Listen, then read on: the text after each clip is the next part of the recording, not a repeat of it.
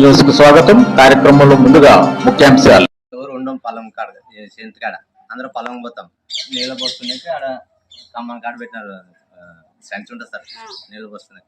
అది తీసుకుని ఆడ పెట్టంటే 10,000 డబ్బులు, ఒక షెల్లో తులం బంగారం తీసుకొని పారిపోయినాడు సార్. చూసారు చూసినారు సార్. మళ్ళా తిరగా 4 రోజులకి వచ్చి మళ్ళా ఏం పోయినా నీ ఇంట్లో ఏం లేదు, నీ కమ్మలి అనకాసి మళ్ళా వచ్చినాడు సార్ ఆ ఇంటికి. మరి మళ్ళీ ముసలిదాని దగ్గరికే మళ్ళీ ఆ రోజు పారిపోతే అందరు పట్టుకున్నారు సార్. చేనులో పోయి పట్టుకొని నిలబట్టుకొని సచివాలయంలో నిలబెట్టుకుని 2 మాటలు చిడితే సచివాలయంలో మేడం ఉంది కదా, ఆ మేడం దగ్గర నిలబెడితే 4,000 ఉండేది డబ్బులు నా దగ్గర, అది తొలమ గింతదే బంగారం గింతదే అంటున్నాడు వాడు అనేది. వాళ్ళు ఉండిగా సచివాలయం మేడం ఉండికేసి పోలీస్ డిపార్ట్మెంట్ అప్పగించింది. వాళ్ళు అప్పగిస్తే ఏం అంటే మేము ఇప్పిస్తాము నేను నెల 25 రోజులు ఇప్పటికే ఇప్పిస్తున్నాము. ఏం మీకు లేదంటే లేదు, వాడు మరి తిరిగా పొద్దున పోతే తలకా సరిగా లేదు, వాడు దొంగోడు, వాడు పిచ్చోడు అంటున్నారు సార్. ఇప్పుడు చెప్పు, ఇంట్లో ఉన్నాయా?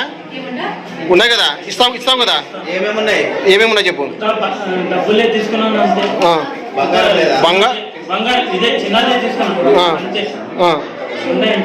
ఇంట్లో ఉన్నాయా? ఇంట్లో పెట్టినావా, అమ్మినావా, ఏం చేసినావు? ఇంట్లో ఉన్నాయా? మాట తప్పవు కదా మరి. మీ ఉండు, ఏమేమి ఉన్నాయి చెప్పు. అదే లేదు, చిన్నదంటే గుండెటాకి, అది ఇట్లా ఇట్లా గొంతులు వేసుకునేది, అది ఇంకేమున్నది. డబ్బులు ఎంత ఉన్నాయి? 4,000 అంతే. కరెక్ట్ చెప్పు. నేను ఆయమ్మ 10,000 చెప్తుంది. 4,000 మరి ఎందుకు తీసుకున్నావు? అట్లా తీసుకున్నావు కదా, నువ్వేగా తీసుకునేది. అది ఇంకా మన వాళ్ళ ఇంట్లో తీసుకున్నావు కదా. సరే, బీరోపల ఉన్నావు కదా వాళ్ళ ఇంట్లో, నువ్వే కదా. వాళ్ళు ఇస్తావు, ముస్లిం ఇస్తావు కదా. బంగారు అమ్మలేదు కదా. లబ్ధి పొందినారో తెలియదు కానీ ఇంతవరకు ఆ ముసలమ్మ ఆత్మహత్య చేసుకొని చచ్చిపోతానంటుండది. దయచేసి పోలీసు వాళ్ళు కూడా ఇట్లా వాళ్ళకి సహకరించొద్దండి. మీరే రక్షించకపోతే ఇంకెవరు రక్షించాలా?